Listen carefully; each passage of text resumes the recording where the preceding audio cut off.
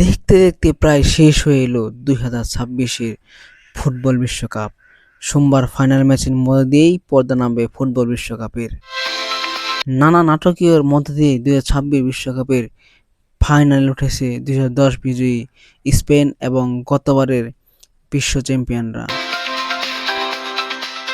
দুই দলের সমর্থকদের মধ্যে এখন একটাই জল্পনা, এখন কার হাতে উঠবে এই ট্রফি।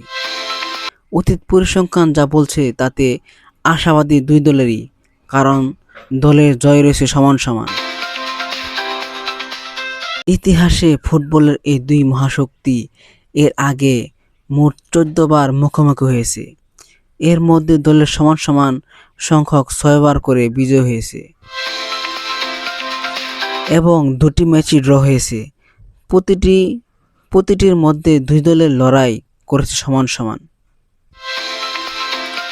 প্রতিটি ম্যাচের মধ্যেই দুই দলেরই লড়াই করেছে সমান সমান।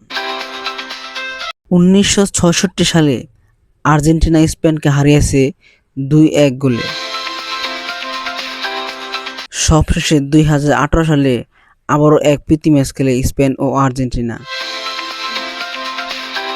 আর এই খেলায় বড় পরিসরে হারে আর্জেন্টিনা 6-1 গোলে।